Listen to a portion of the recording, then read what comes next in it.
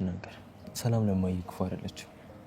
በቃ ጊዜው ሰው ኑሮ ነው እንደዚህ ያደርጋት። አትፍረጅባት። ደግሞ ሌላ ሰው ቢኖሩ ነገሩ ከዚህ የሚከፋ ነበር። እስኪ ቀፈኝና ሁሉንም ልሰማ።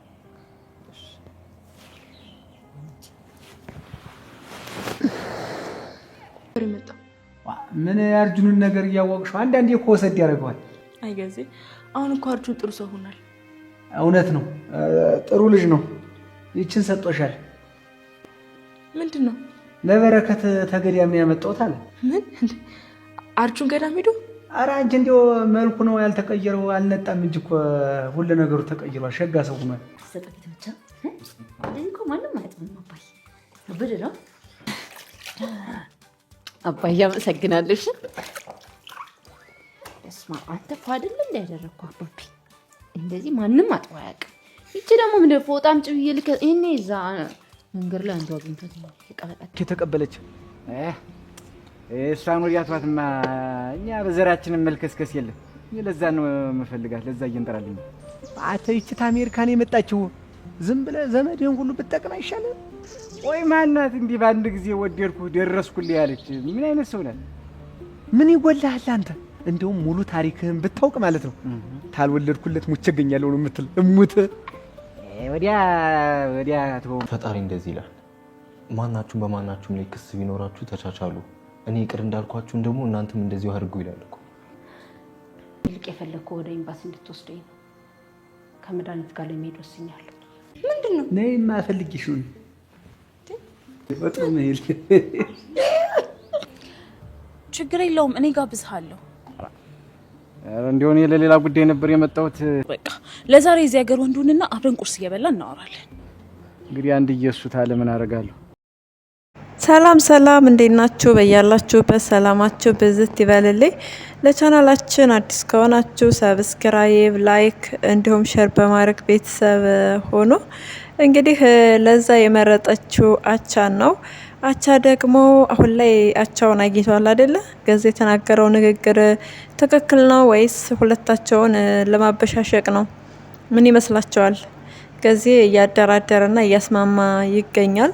ነገር ግን መድኃኒት ክላስ በሄደ ጊዜ ትንሽ ያደረገው ሀረካት ጥሩ አልነበረም።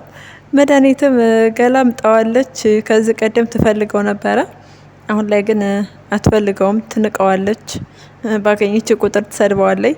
ያው አቻን አይታ አቻን ስለወደደች እንግዲህ ከአቻ ጋር እያግባባት ስለሆነ ለዛ ነው ስለ አቻ ጥሩ ነገር እየነገራት ምናምን ስሱን ነገር ስላለ ለዛ ነው ገዜን እንደ ሰው ቆጥራ እያናገረች ያለው እንጂ በጭራሽ ነው የምትንቀው። ገላምጣው ነው የምታልፈው ሁሉ። እንግዲህ አቻ ደግሞ ምሳ ልጋብዝ ቁርስ ልጋብዝ ሲባል እኔ የመጣሁበት ጉዳይ ለሌላ ጉዳይ ነው። ወረ ጉድውራ ብላላና ከዛ ምንድነው ያደረገው? ለዛ ነው አበላቅና አሳዘነችኝ። እኔ እንግዲህ አንድዬ ካለ ምን አደርጋለሁ? በቁርሱ ተስማማ ማለት ነው። አስቡት፣ በጣም ይገርማል።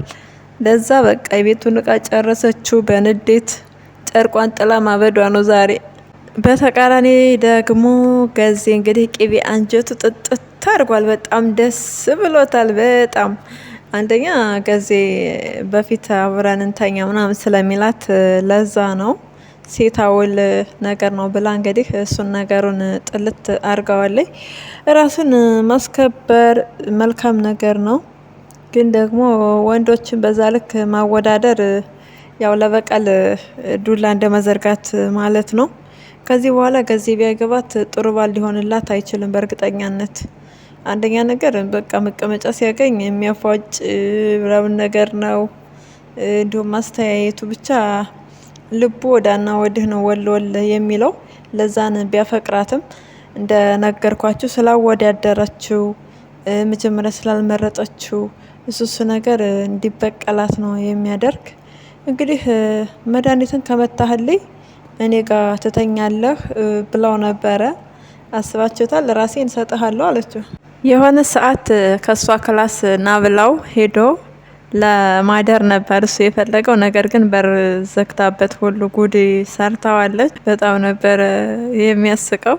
እንግዲህ ከዛ አንጻር እንደ ልክስክስ ወንድ ስላየችው ለትዳር ልትፈልገው አልቻለችም እንጂ ትወደዋለች፣ አትወደውም ማለት አይደለም።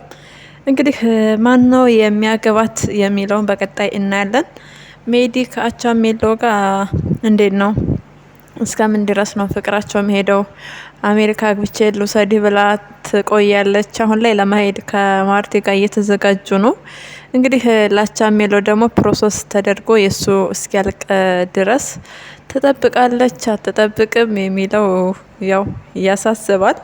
በእርግጠኛነት ትጠብቃለች። ሜዲ የፈለገችውን ነገር ለማድረግ እንግዲህ እስካሁን አሜሪካ ገብታለች ተብሎ ነበር አይደለም። ነገር ግን እሷ በቃ ሀገር ውስጥ ያሉ ከተሞችን እየጎበኘችና ፈታ እያለች ነበር ያለችው። እህቷን እሳት ላይ ጥዳ አስቡት፣ ዘና ፈታ እያለች ነበረ። እንግዲህ እህቴ ምን ላይ ነው ያለችው? እንደዛ ከነገርኳት በኋላ ምን አደረገች፣ ምን ያህል ታመመች የሚለውን ነገር በጭራሽ ልታስበው አልቻለችም። በዋነኛነት ቤት ውስጥ ማንም ሰው እንዲኖር አትፈልግም። ሲቀጥል ደግሞ ሰው ለሰው ክብር የሚባል ለሰው ፍቅር ስለሌላት እንደ አጠቃላይ ከዛ አንጻር ደረጀን ትጠላዋለች። ደረጀንም እንዲሁ ስለምትጠላው በቃ ያላት አማራጭ ሰበብ እየፈለገች ነገሮቹን በቃ መጎንጎን ነገር መፈልፈል ነው። ዳጣን ስታያት ዳጣ ማናት? የማናት ልጅ? በቃ ትክክለኛ የአቶ ደረጀ ልጅ ነች። ባቱን እንኳ ራሱ በቃ ለምን ትመጣለች ለምን ትቀመጣለች ብላ የምታምን ሰው ናት። ናታንንም እንደዚሁ በተመሳሳይ እንደ አጠቃላይ በቤት ውስጥ ማንም እንዲኖር አፈልግም። ናታንን አግብቼ አሜሪካ ልውሰድህ እያለችው ነበረ። ኤቢ እንደምታፈቅረው ታውቃለች እያወቀች፣ ነገር ግን እንዳላወቀ ሆና እኔ አግብቼ አሜሪካ ልውሰድህ ስትለው ናታንም ፈቃደኛ አይደለም። ጭራሽ ሸክም ነው የማያደርጋት። እንግዲህ ዳጣና ናታን እንደተፋቀሩ ስታይ ደግሞ ከኤቢ ጋር ለማጋጨት ለማጣላት ብዙ ነገር አድርጋለኝ። ዳጣን እዛ ቤት ለማባረር ብላ ሌባ አስመጣች ቤት ውስጥ ብዙ ነገር ነው ያደረገችው። ነገር ግን አልተሳካላትም። የተሳካላት ውስጥ መጨረሻ የሰላምን ልጅ ጸጉር ቆርጣ እሱን ዲኤንኤ ማሰራት ነበረ። እሱ ተሳክቶላታል። አሁንም የዳጣን ጉድ አወጣለሁ፣ ዳጣን ከማን ወልደህ እንዳመጣሃት ደርስበታለሁ ያለች አቶ ደረጀ ላይ እየዛተች ነው። ደረጀም ኤቢ ልጁን ስትመታበት እሱ መልሶ በጥፊ ሞቅ አድርጎላታል። ለማርቲም እንግዲህ ይሄ መናገር የማይችለው በሽተኛ ባልሽ ነው የመታኝ ያለቻት ነው። ማርቲ በጭራሽ በክብሯ የምትደራደር ሴት አይደለችም። ምንም ቢሆን ባሏን ማንም ሰው እንዲናገርባት አትፈልግም። ለትዳሯ ያላት ፍቅርና ክብር ለየት ይላል። እንግዲህ ይሄ መልካምነቷን እያየ በሱ ምክንያት ከእህቷ ጋር እየተጋጨች እህቷን እስከ መደብደብ እየደረሰች እንዳለች ሲያቅ ደረጀ ይባስ በጣም በቃ እየተሰማው አይምሮ እየደነዘዘ እየተጎዳ ነው የሚሄደው። የማርቲ መልካምነት በጣም እየጎዳው ነው ያለው። እንግዲህ መናገሩ ምን ያህል ውሸት ነው እውነት ነው የሚለው እሱ ነገር ገና አልተጣራም። የእውነት መናገር ስላልቻለ ቢሆን ይሻላል እንጂ ለድራማ ብሎ እንደዛ ቢደረግ በጣም ከባድ ነው። ደረጀ ስለታመመ ስላልታመመ በጭራሽ ማርቴ እውነቱን እስካላወቀች ድረስ ይቅርታ ልታረግለት አትችልም። 20 ምናምን አመት እያለች ነው አይደለ? 20 ምናምን አመት ማላቀው በቃ በ20 ምናምን አመት ስኖር ተከድቼ ነው የኖርኩት እያለች ነው። በጣም ነው የምታሳዝነው።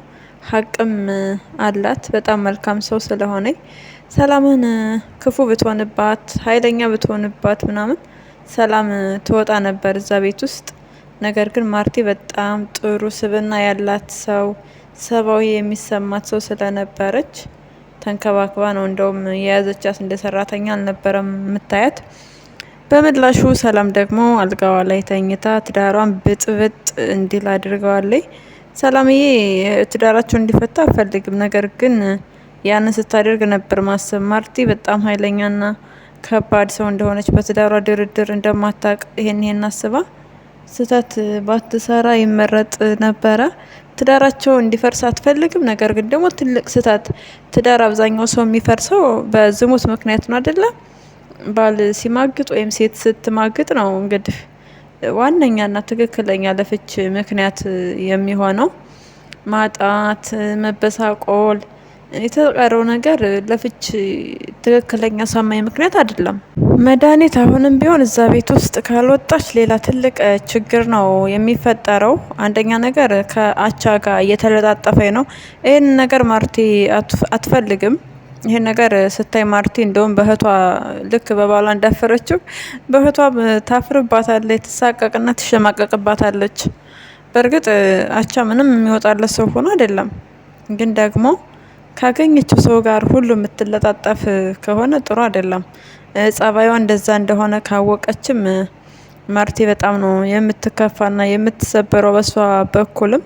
በሌላ በኩል የዳጣን ነገር እንግዲህ ሜዲ ታፍርጠው እንዴ አቶ ደሬ ሰላም ዳጣ እንኳን የምናገር አቅምም ሆነ ሞራል የላትም። ስለዚህ በቃ ሜዲም ፑሽ እንበላት፣ ማበረታታት ሳይኖርብን አይቀርም። በቃ እንግዲህ እውነቱን ፍርጥ እንድታደርገው ትቆይና የዳጣንም ናሙና ወስዳ ከውሃ ጋር ታሰራ። ከዛ እሱን ደግሞ ስታቅ ነገሩ ሁሉ ለምን እንደዛ እንደሆነ ማርቲ እውነቱን አውቃ ለጋሽ ደሬ ይቅርታ ታረግለታለች ማለት ነው። 2 ጊዜ ነው የተሳሳትኩት ብሎ ነግረዋታል። ጠጥቶ በነበረ ሰዓት ነው የነገራት። እሱንም ግን በጭራሽ አላመነችውም።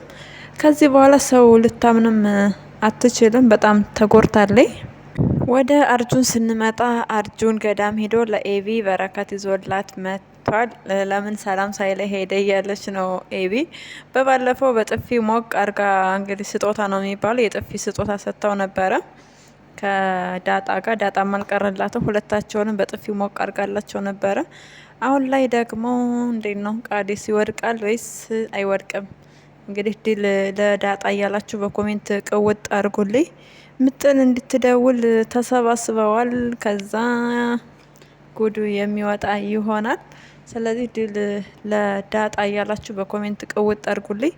ለዛሬው ያዝንላችሁ ቪዲዮ ይህንን ይመስላል። በሌላ ቪዲዮ እስክንገናኝ መልካም ጊዜ እንዲሆንላችሁ ተመኘን። ለቻናላችን አዲስ ከሆናችሁ ሰብስክራይብ፣ ላይክ እንዲሁም ሸር በማድረግ ቤተሰብ ሆኑ።